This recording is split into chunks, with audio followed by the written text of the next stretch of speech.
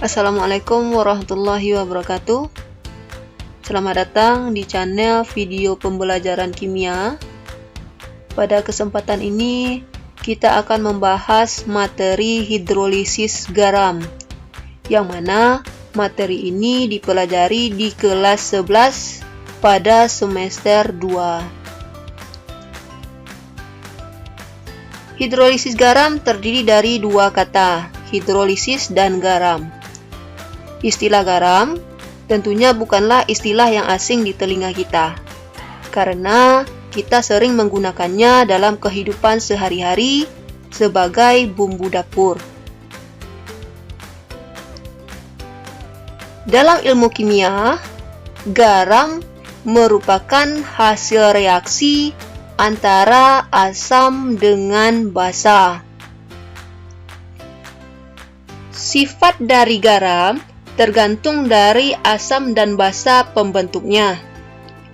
Untuk lebih jelasnya, silakan simak video pembelajaran berikut ini.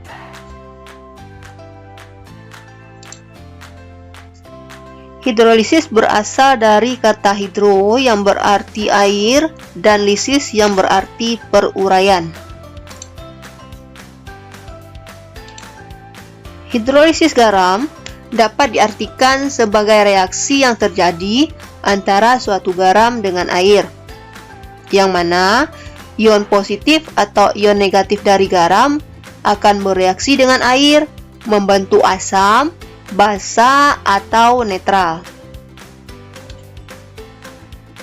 Jika kation dari garam berasal dari asam lemah, maka ketika kation tersebut bereaksi dengan air, akan diperoleh ion H3O+. Hal inilah yang menyebabkan larutan bersifat asam. Dan apabila anion dari garam berasal dari basa lemah, maka ketika anion tersebut bereaksi dengan air, akan diperoleh ion OH-. Hal inilah yang menyebabkan larutan bersifat basa.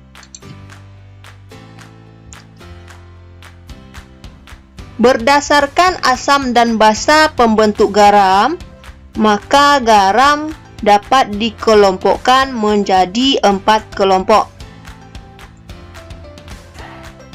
Garam yang terbentuk dari asam kuat dan basa kuat. Sebagai contoh di sini NaCl, yang mana di dalam air NaCl terion sempurna membentuk ion Na+ dan Cl-.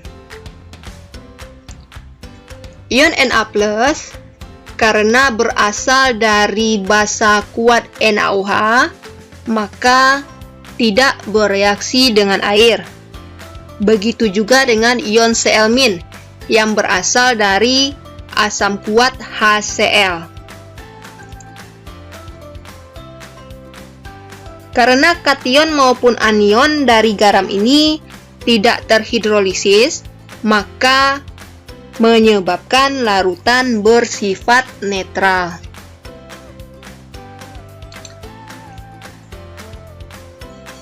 Garam yang terbentuk dari asam lemah dan basa kuat. Sebagai contoh, CH3COONa, yang mana di dalam air akan terion sempurna membentuk ion Na+ dan CH3COO-. Ion Na+ tidak bereaksi dengan air karena berasal dari basa kuat NaOH. Sedangkan ion CH3COO- bereaksi dengan air membentuk asam CH3COOH dan ion OH-. Larutan bersifat basa.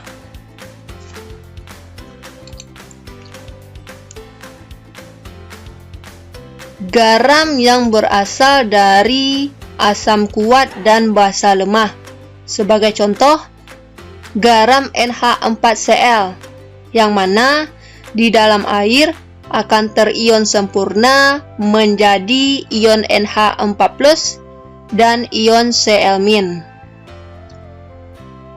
Ion NH4+ akan bereaksi dengan air membentuk basa NH3 dan ion H3O+.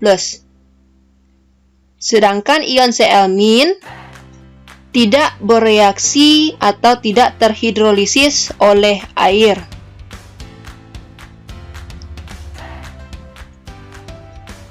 Larutan bersifat asam.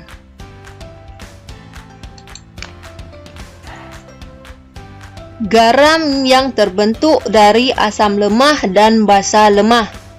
Sebagai contoh, garam NH4CN, yang mana di dalam air garam ini akan terion sempurna menjadi ion NH4+ dan ion Cn-.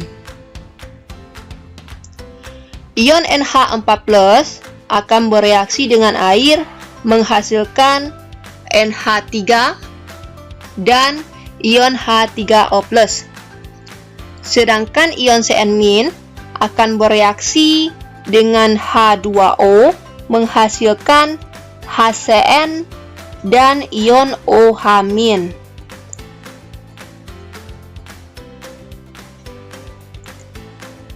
Karena kation maupun anion sama-sama terhidrolisis, maka dapat dikatakan garam ini terhidrolisis total.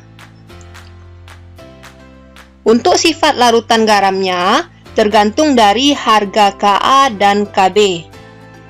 Apabila harga Ka lebih kecil dibanding harga Kb, maka larutan bersifat basa.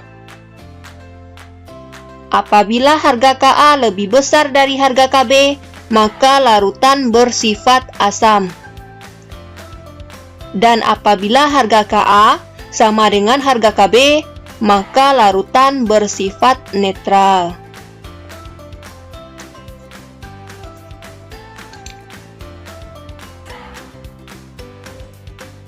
Berdasarkan penjelasan tadi, maka dapat kita simpulkan bahwa garam diperoleh sebagai hasil reaksi antara asam dan basa, yang mana apabila asam direaksikan dengan basa, maka akan diperoleh garam dan air.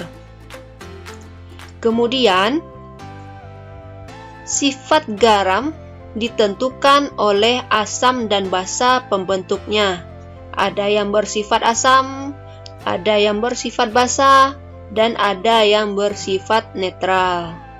Demikianlah video pembelajaran kita kali ini. Semoga bisa dipahami. Sampai bertemu lagi pada video pembelajaran selanjutnya. Wassalamualaikum warahmatullahi wabarakatuh.